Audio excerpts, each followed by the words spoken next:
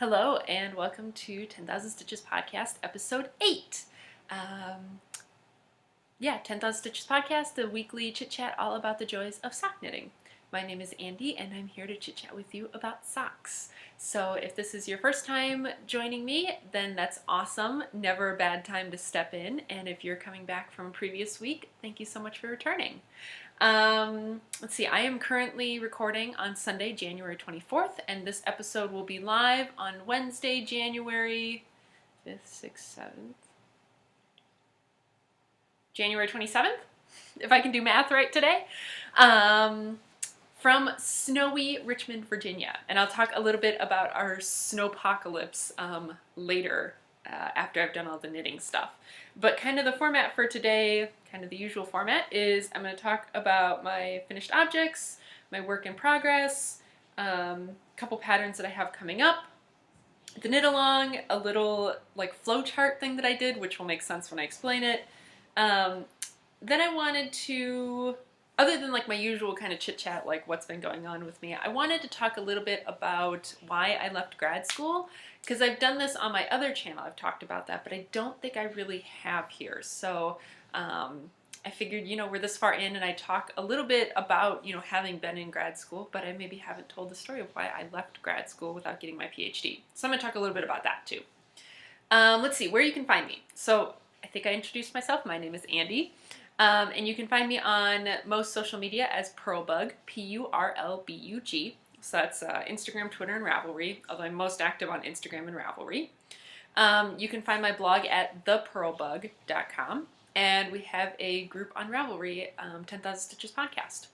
So depending on where you're watching this will determine where you find relevant links and things like that. If you're watching this on YouTube, then down in the description below the video, there will be a link to the blog post that goes with this episode, and there's also a link to the Ravelry group. If you're watching this on the blog, below the video will be all the important things that I mentioned linked there. So any patterns that I talk about, any like podcasts that I mention, anything relevant that could be linked will be linked.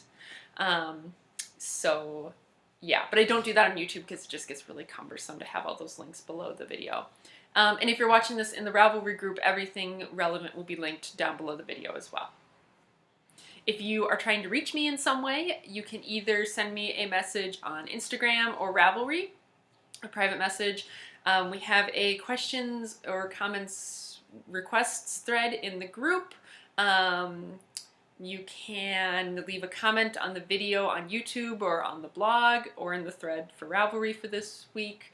Or if you want to reach me in a slightly more private sort of way, on my blog there is a contact page somewhere up in the top navigation bar. It says contact, and then there you can fill out, that's just a little form that wants like your name and your email address, and then you can type in your message, and that sends it directly to my email. So it's not stored anywhere else but my email, and then I can respond to you via email.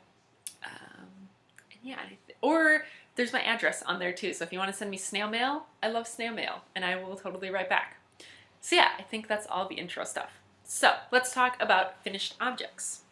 So my first finished object is, I don't actually have here to show you, but I took pictures of it before I mailed it off, so I will do whatever I can with my iMovie magic to insert those pictures here, and I'm just going to keep talking. I'm actually going to be looking at my phone at the pictures so that I can be describing them, and then I will hopefully be able to get this right so that the pictures will be appearing on screen while I'm talking about it.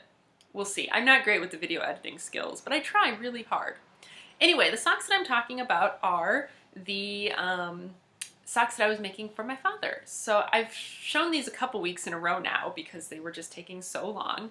But they're just a basic pair of vanilla socks, toe up, fish lips kiss heel, 72 stitch sock. I was knitting it with a size 0, which size US 0, which is a 2mm needle.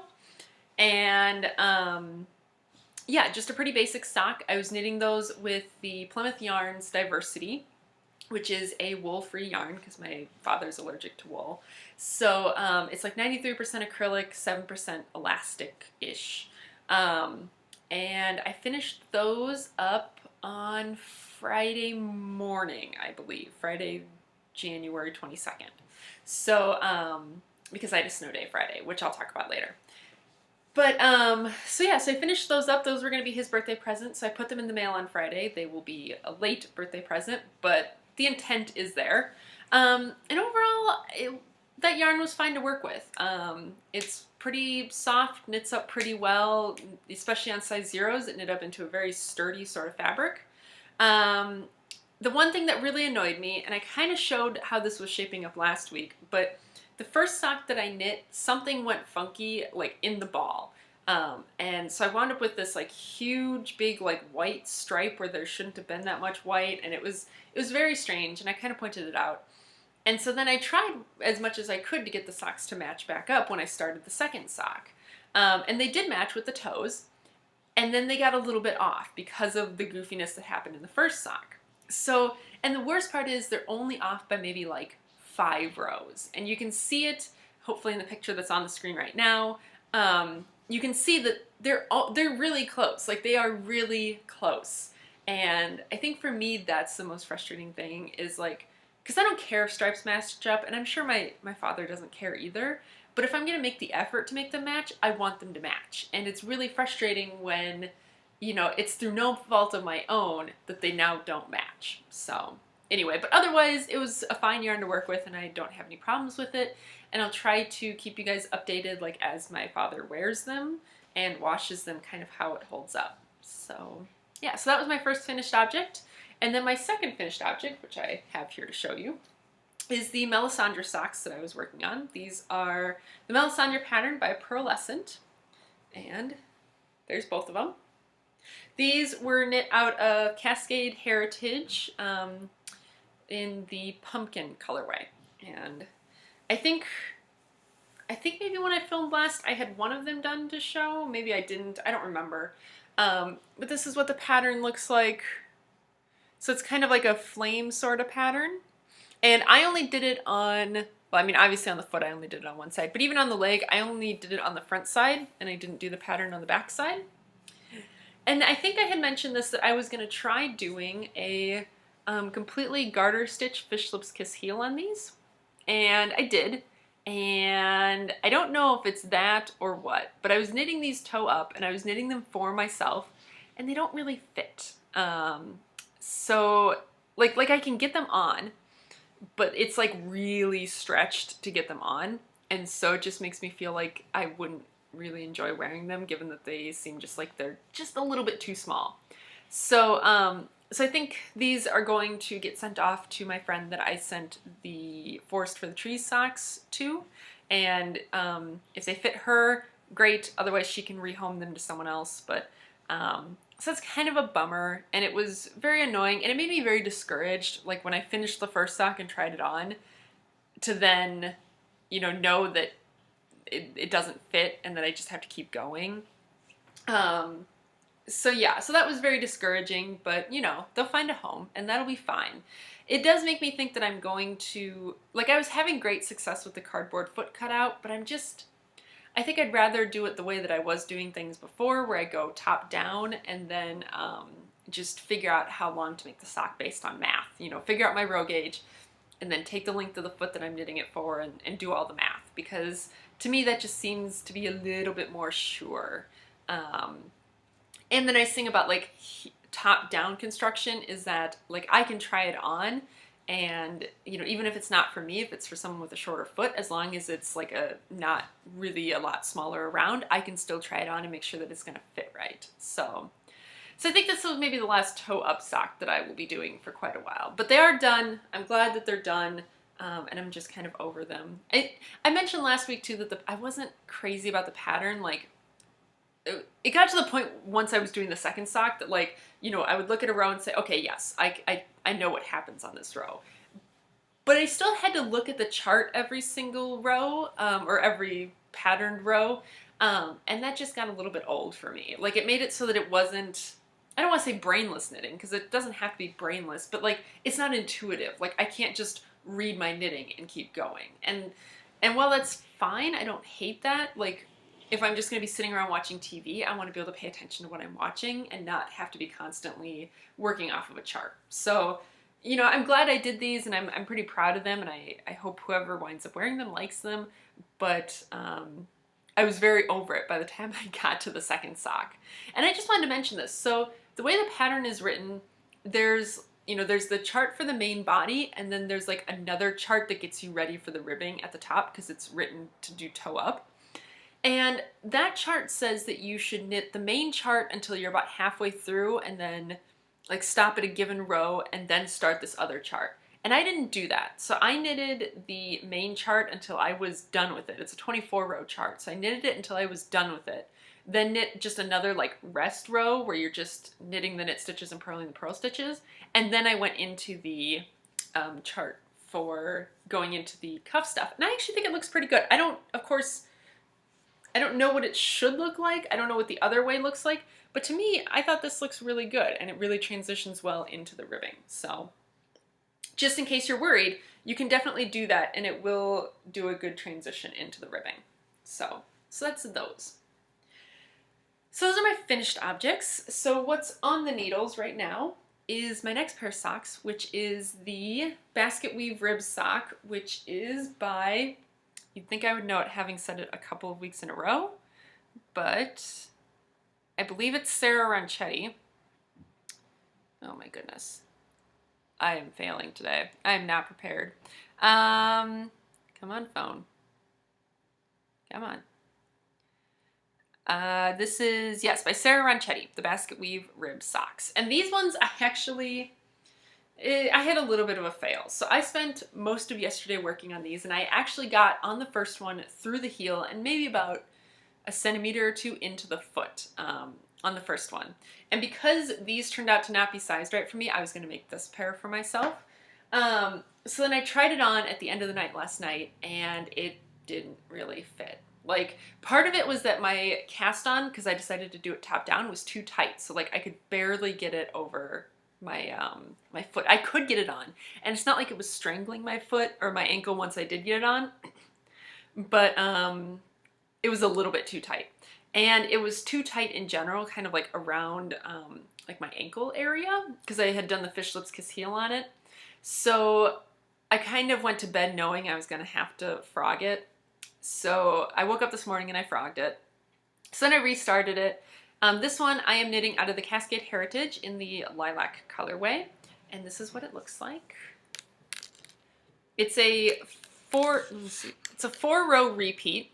And this one is really nice because you can just read your knitting and know where you are. It's very intuitive. And I really like it. It kind of is a little bit blueberry waffle sock-ish, but not quite as much so. And again, I'm only doing the patterning on the front. I'm not doing the patterning on the back of the leg. And so, like I said, I had originally done a fish lips kiss heel, and then I had to tear it out. And I've just decided that I'm gonna give, well, I've knit a lot of fish lips kiss heels recently, and I'm kind of a little bit bored with it. So I'm on the heel right now, and I'm going to do a heel flap and gusset on this one, and just see if maybe absence has made the heart grow fonder. I don't know. But, and on this one, because of the, like, kind of, you know, woven look of this, I decided to do a, like, half linen stitch heel. And of course, I don't think this is going to show up. Oh, a little bit. I decided to do a half linen stitch heel, which is not turning out quite the way that I thought it would. It's a little bit stretchier than I thought it was going to turn out, because I thought it would turn out basically like Eye of Partridge. No. But I mean, it's okay. I mean, people do plain stockinette heels all the time, so I'm not like concerned about it, but I thought that the woven look would kind of go with the woven look of the sock. But yeah, so had I not had to rip out what I did yesterday, I would be a lot further. But the difference, what I did differently, so this is a 68 stitch sock on size 0s, which after like how long my dad's socks took me on size 0s, I never thought I would want to knit with them again. But I find that the Cascade Heritage, I feel like it's just like a slightly finer sock yarn, and so it just knits up a little bit sturdier on the size 0s. But what I wound up doing was I redid my cast on then with a size 1 instead of a size 0, and I think that has given it much more stretch. So at this point, I think it'll be fine. And yeah, and I'm just going to keep knitting that. I'm hoping I'll get at least done with the heel flap and maybe the gusset decreases by the end of the night tonight. We'll see. I don't know. But yeah, so that's what's currently happening. And then what's coming up is, so the next one coming up is the twisted socks, which I've mentioned now a couple weeks in a row.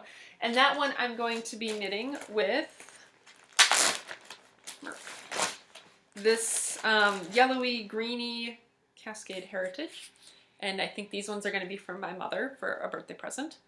And the twisted pattern is by Jody Gordon Lucas. And that's another top-down heel flap and gusset kind of one. And it's cool because like you have these like kind of like this ribbed pattern that kind of swirls around your foot. So I'm kind of really excited to do that.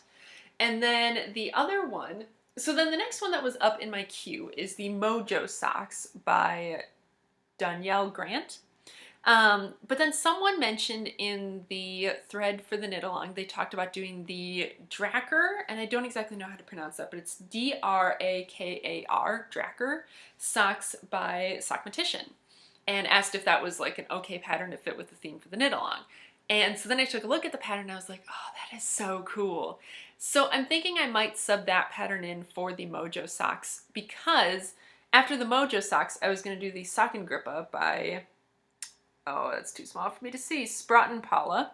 And the Mojo Socks and the Sockengrippa are very similar, so I'd rather do something very different. So the Drakkar socks are very cool. It's like kind of like split. So on one side, like you have this like vertical ribbing, and then on the other side you have like garter stitch ridges. So it's really cool. I'm really excited about it. So I think I'm going to do that one. And if I do that, then I think I'm going to do it, I think with this maybe, it's another Cascade Heritage. The colorway is 5611. It's kind of a, like a bone kind of color almost. I think I'll do it with this because I think that Dracker pattern would really need like a lighter colored solid yarn to really show it off. So I think that'll be what I use if I decide to go with that one. So yeah, that's what's coming up. I'm excited for both of those next two patterns.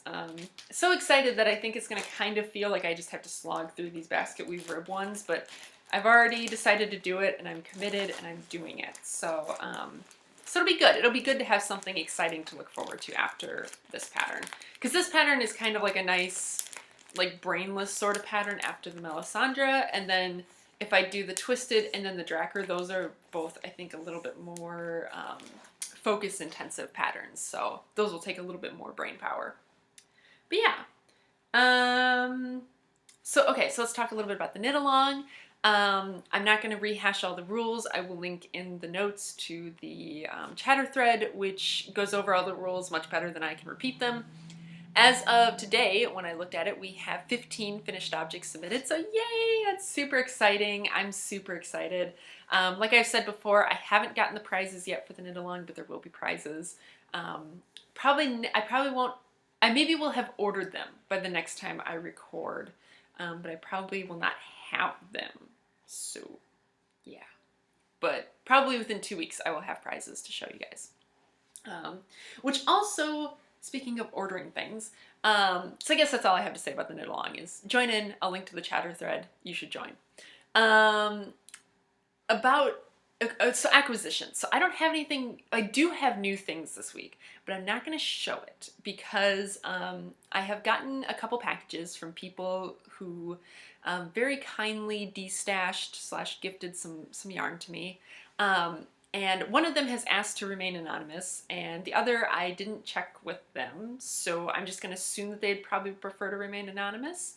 But like, unless someone explicitly says, you know, feel free to do that, I'm just going to assume people would prefer to be anonymous, and so I'm not going to like go through that kind of stuff. But so if you see yarns popping up that I'm going to use for projects that you haven't seen me talk about, like, you know, me talk about explicitly buying them, that's where those yarns have come from. So they're not just like magically floating into my life.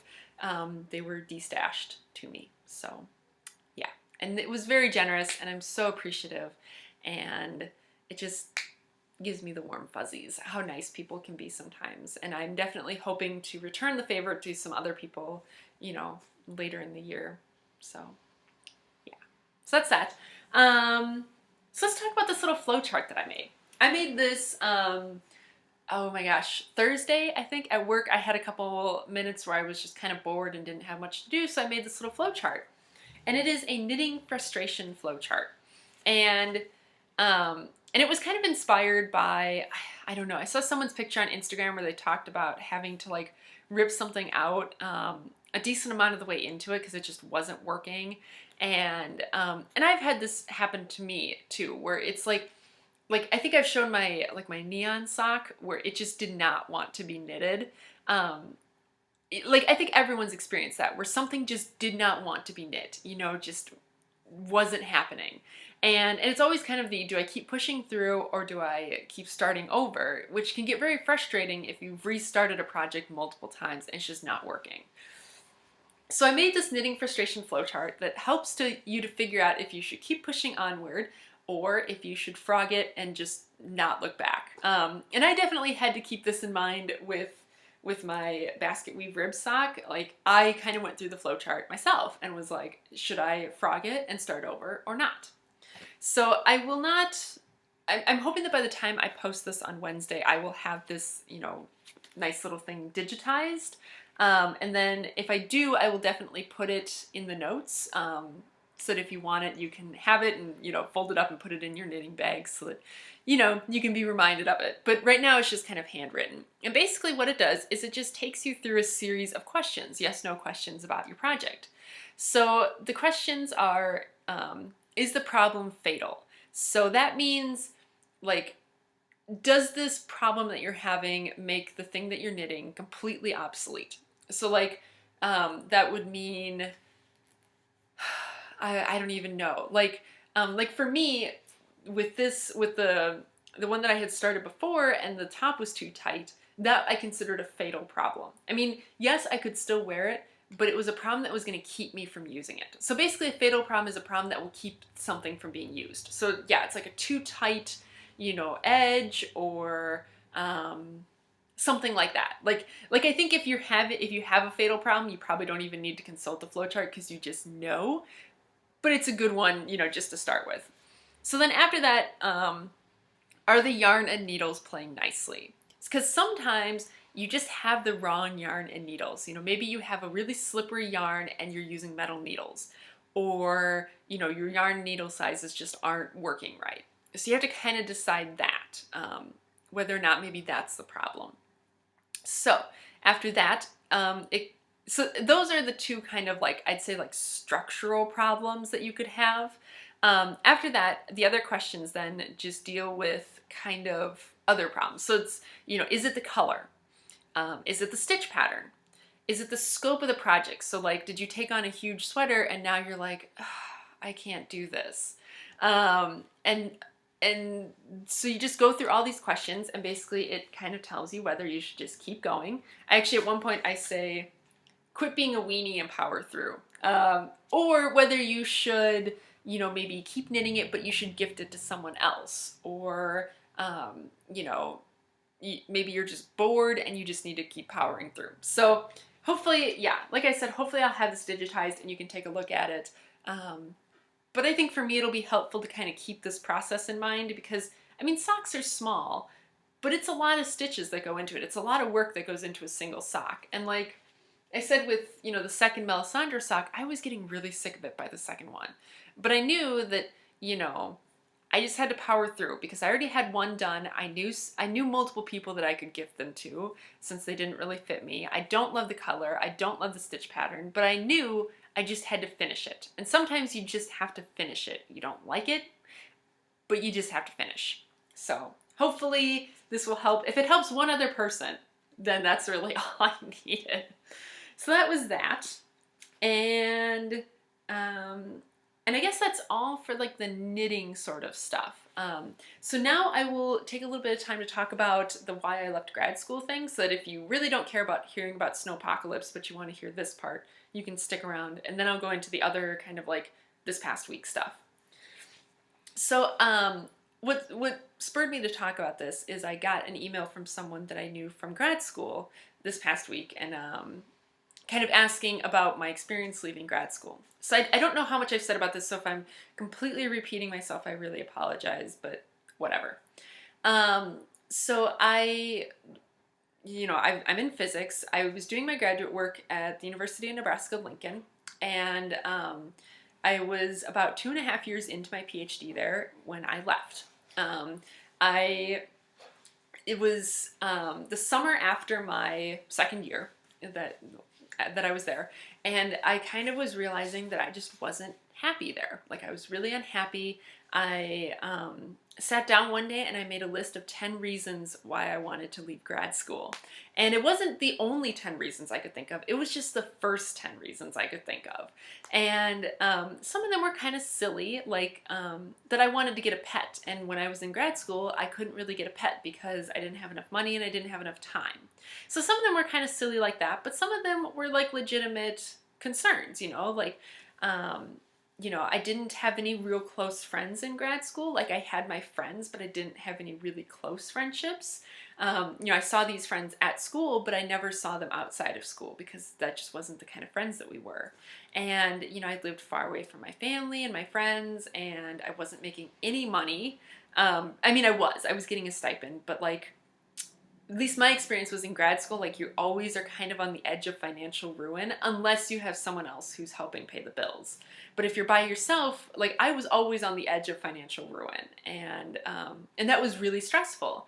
And I also had some problems with like feeling like I needed to be busy all the time. Like I think I had a major case of imposter syndrome or something where I just felt like I wasn't a good grad student. And because I wasn't a good grad student, or I felt that way, I was stressed out because I wasn't doing grad school stuff 100% of the time, even though that would have stressed me out too. It was weird.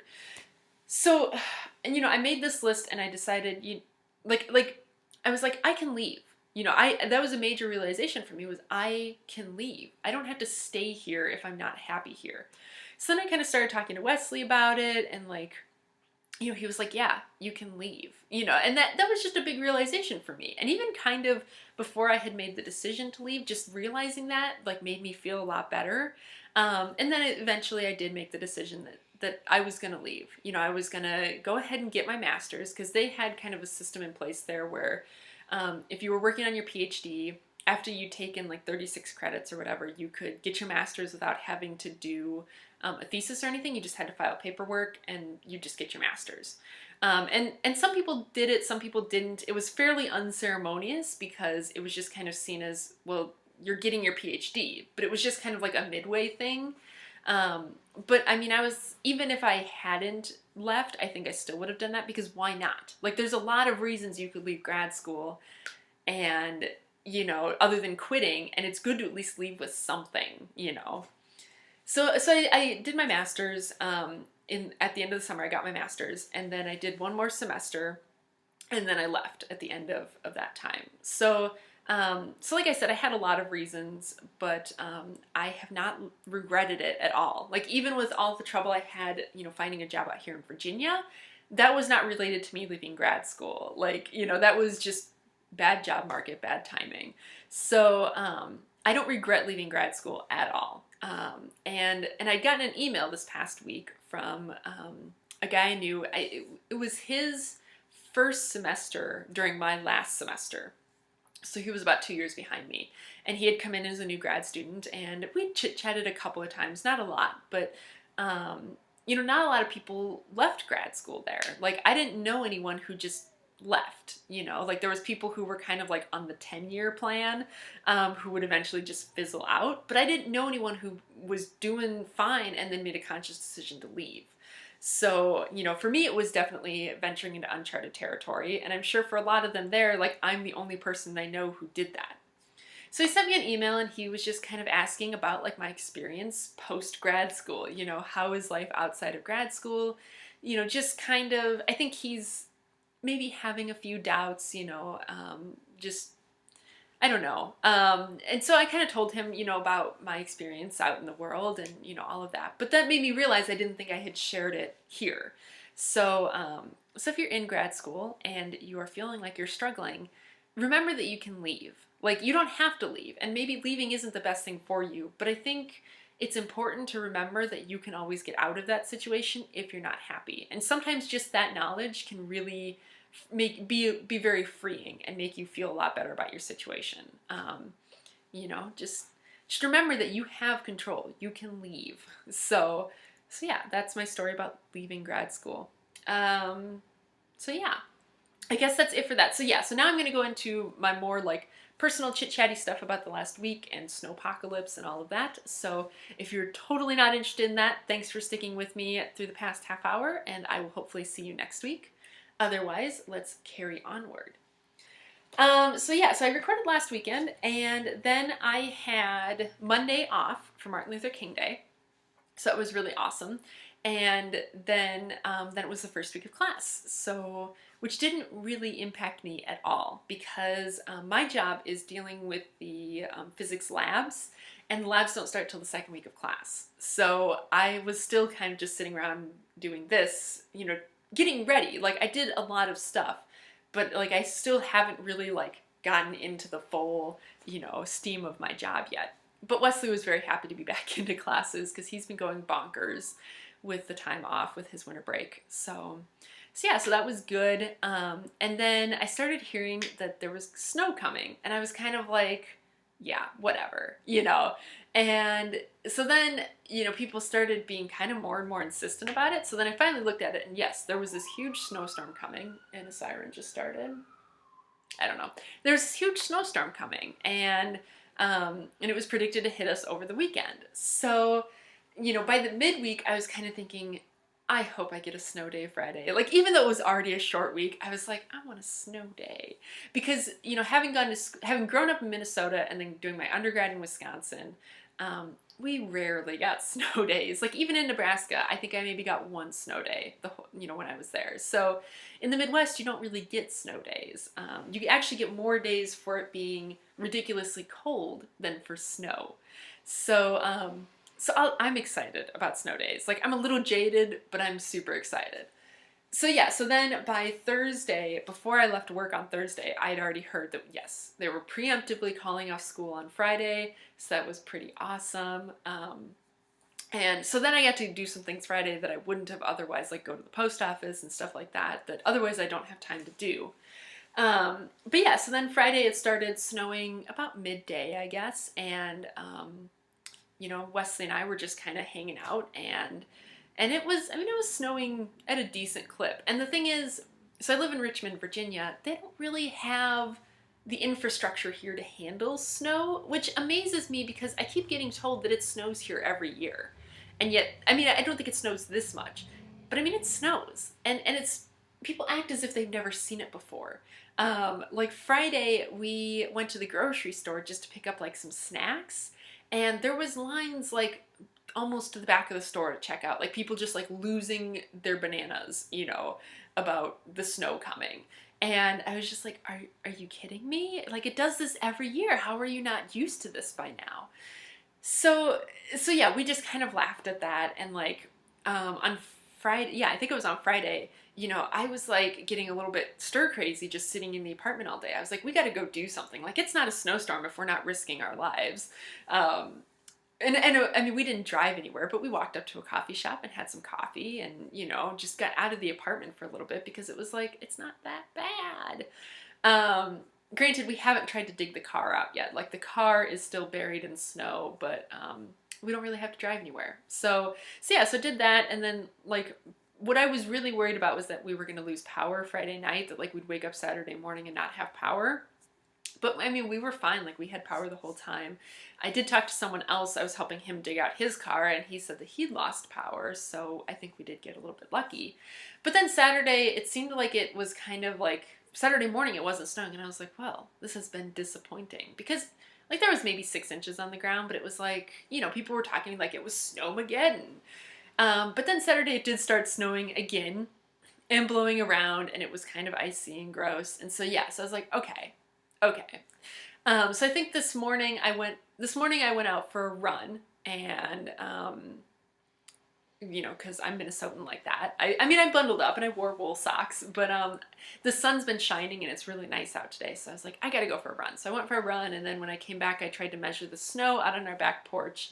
and I got about 9 inches. So I think we have about 9 or 10 inches of snow that fell here in Richmond. I know it's been worse up the coast.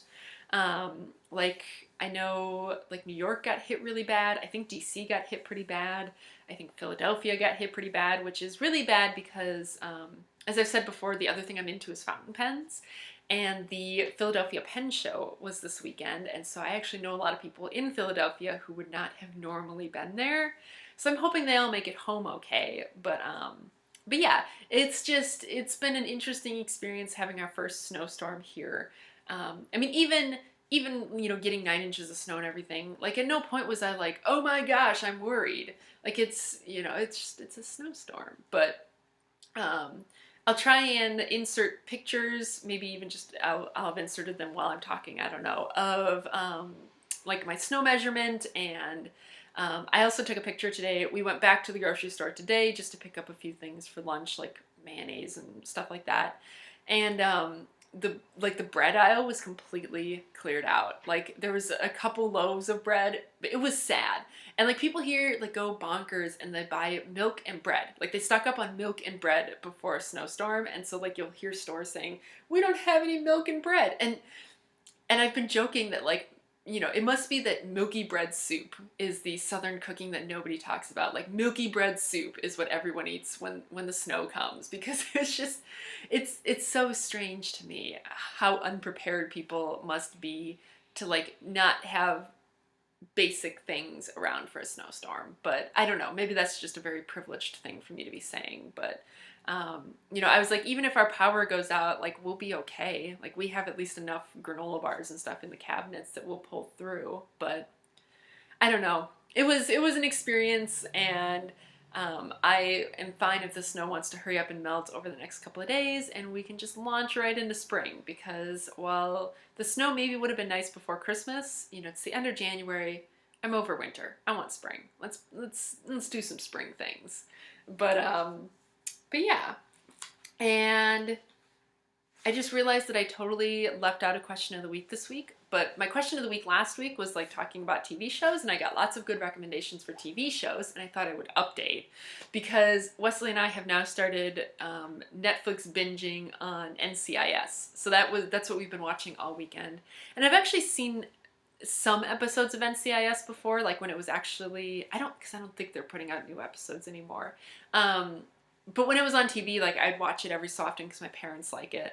But now we've like started from the beginning, and I think we've plowed through season 1 and we're a couple episodes into season 2 now. So yeah, we'll probably get a good portion of the way through season 2 by the end of the day today.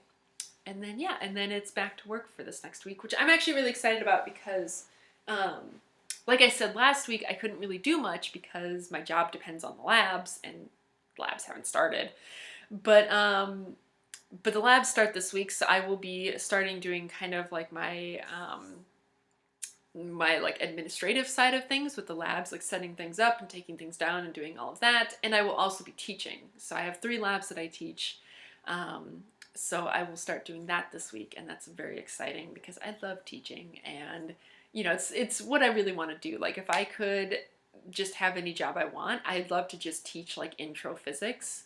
But got to work up to that point. So yeah, I think that's about it. I guess this is going to be a little bit shorter episode. I thought I had more to talk about, but I think I mentioned this last week. Like I feel like my life is really boring now that I'm working full time because I just don't have as much time outside of work to do things. So I really got to find some other things to do other than just sitting around knitting. As much as I love sitting around and knitting, I really need to find I really need to be hitting the gym and stuff and things like that. So, but yeah, I guess I'm going to go back to knitting. Like I said, I really want to try and get the heel flap done on this by the end of the day today. So back to Netflix and knitting, I guess. So yeah, thank you for hanging out with me for almost 40 minutes. And I hope to see you back again next week. Bye.